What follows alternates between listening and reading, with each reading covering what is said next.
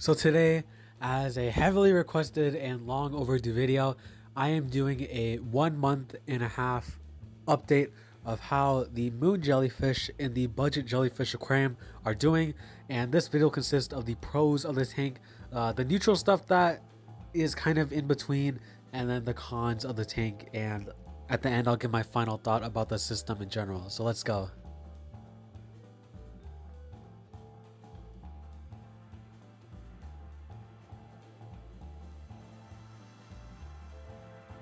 So yeah, it's been about a month and a half since I've put the jellyfish in there, since I got them April 7th, and you can hear me kind of hint towards them in my initial video about the dwarf lion's manes.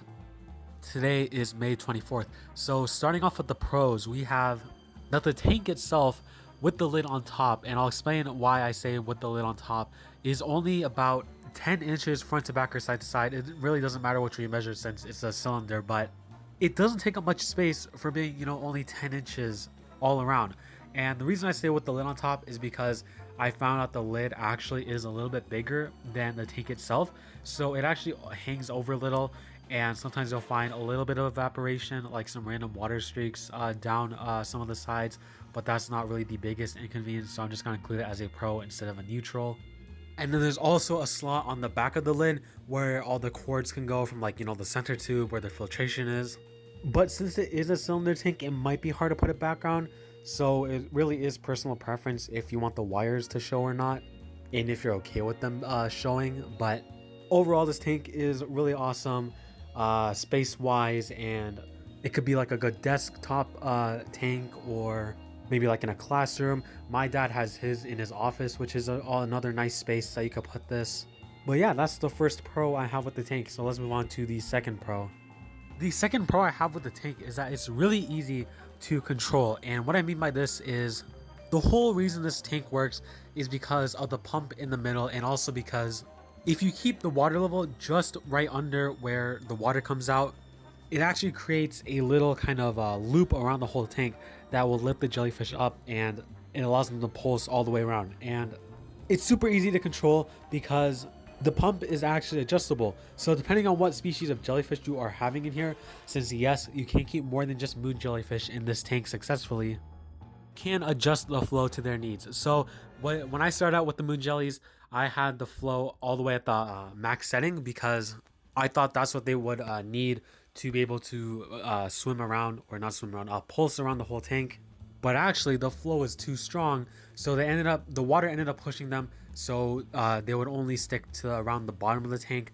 And what someone actually found in the Jellyfish Keepers Association Facebook group, which I'll also link that in the description below, Patrick, he found the sweet spot for moon jellyfish in this tank is actually just one tick above the lowest setting, and this allows it so that there's just enough current to be able to lift them up and have them have all access to different levels of the water column without getting berated by too much flow. So it'll definitely probably take some experimenting around with the settings to try and find the sweet spot for the certain species of jellyfish you're having. That's why I like it so much, since you can change the channels of flow instead of just having one constant setting where you would need to go out and get another pump to try and figure out what the sweet spot is for your jellyfish.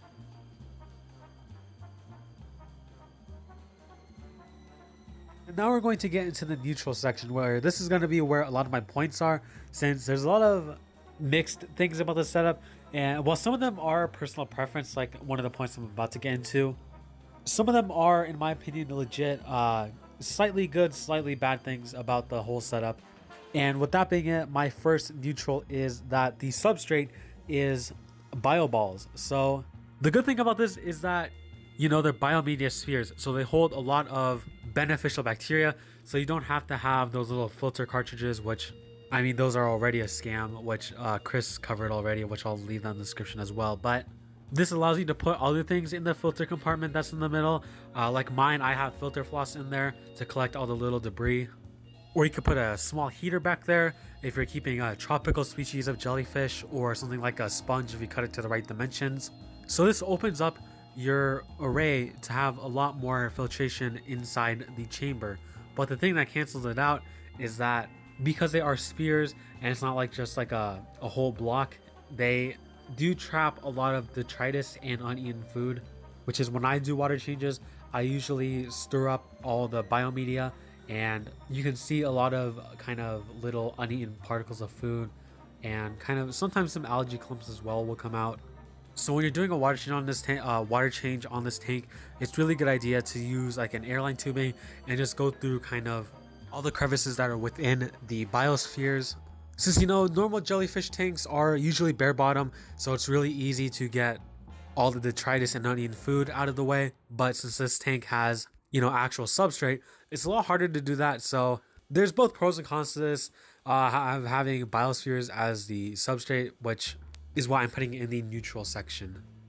So the second point I have is mostly down to personal preference depending on what species you want, which is that this tank can only house a select few species. And what I mean by this is if you're looking to house something like a sea nettle species or the dwarf lion's manes, I would just start looking for another tank, since this tank unfortunately can't house long tentacle species like those two species or the dwarf lion's manes, and then just any sea nettle species. They have really long stringy tentacles. I'll put up a picture of my dwarf lion's manes I took, and you can see that the tentacles just look really frizzy, and they can get easily stuck between the biospheres, which is another con to them, I guess. The tank itself is pretty much inhabitable for what I just said, like long tentacle, super stringy species.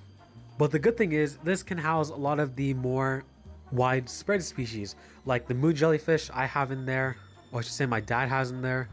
I've seen other people house a couple of blubber jellyfish in here, the Brazilian marble jellyfish, and Travis has 2 blue cannonball jellyfish in his.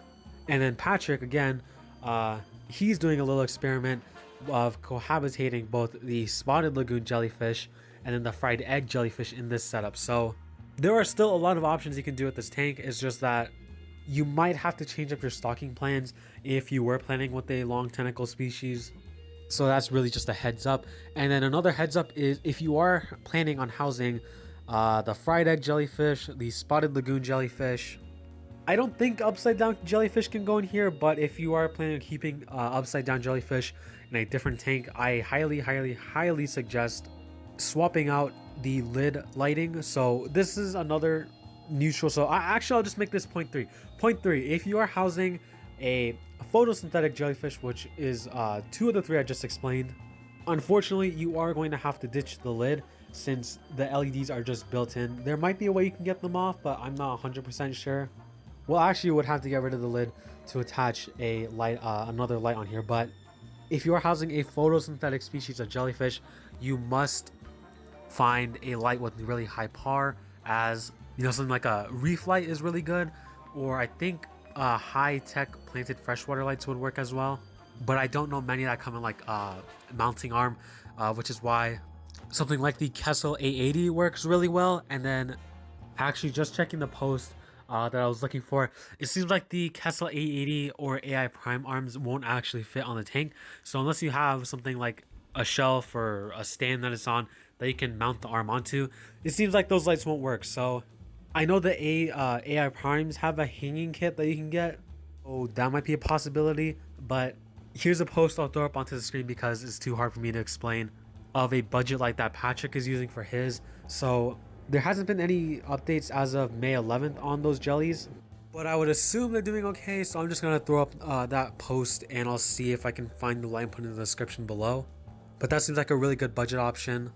So now being done with the neutral section, we have the con section, and I think in my head this might be just the same amount of cons I have as pros, so like 2 points. But my main con with the tank itself is that it's kind of hard to clean. So the way I clean the tank, and I'll do a video on this just to show how it can be done, but I use a ladle and then I'll scoop up the jellies out of the tank so I can move them to a bowl that has the tank water already in it. So what I do is I turn off the pump, I drain some of the water into a bowl to a good point where I think the jellies would have enough room to swim around, or I'm sorry, pulse around, and then I take a ladle and then scoop them out and then just gently put them in the bowl, so there's no stress of me either sucking them up on accident or causing any tears, which is something that unfortunately happened with one of them, but it healed up with literally within 3 days, so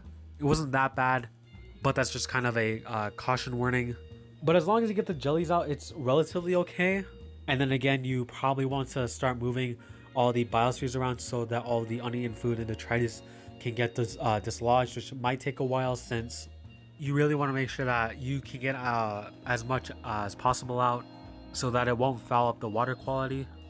And then algae wise, since the tank is white, like the center filtration tube is white, and then the biospheres themselves are also kind of white, it's really an algae magnet, since lighter surfaces have a tendency to grow algae a lot faster than, let's say, like a dark blue or black or like any darker surface. This might be just my case because this tank is kind of close to a window, but that's just a warning. And then like scrubbing the glass is also kind of hard. I would recommend something like an unused toothbrush. So like a brand new toothbrush just right out of the box works well, since I tried it with the magnet cleaners, but those just didn't work since it's a cylinder and it's kind of hard to get everything. And then I guess you have to use a toothbrush anyways to clean these center tubes, so it's just better to do that by itself. So this last con actually took me a couple minutes to think about what other cons to have with the setup, because the maintenance was just basically the only thing. But this one I could see as a con for some people, which is you really need to rely on the water level, because that's one of the main things that makes this whole setup work. So what I mean by that is you can actually see on where the pump comes out, there's actually a line which indicates the water level, and right there is about where you want to fill the tank up, so there's enough flow coming from the waterfall to actually create a circulation that will help lift the jellies up. But the reason I mentioned this is topping off the water. So if you carefully watch the water level and make sure it doesn't get too low, then this really isn't an issue for you. But if you do get let the water level get too low to the point where you can start hearing, I guess, the waterfall making crashing noises, then that's a bad sign, because that most likely at that point the water crashing down will make bubbles, and bubbles in jellyfish do not mix. So that's really something that you should watch out for. And the reason they don't mix is because if a jellyfish gets a bubble trapped under its bell, then that can lead to some problems, depending on how many bubbles there are and how big the bubble is. But most of the time I think the jellyfish will just push it out. I think I haven't dealt with this myself, so I'm not 100% sure about it. But that wraps up the con section. So with all this in mind, I'm going to move on to my final statement and what I think about this whole setup in general and how it performs. So for my final thoughts on the system in general, I think it's a really great tank. It's a really great option for beginners or I should say beginners in the jellyfish world who are willing to keep up with the maintenance of the tank. And then for people who are looking for a second or just another jellyfish tank, if they're also willing to keep up the maintenance of this tank, since it is a little bit different than a traditional jellyfish tank.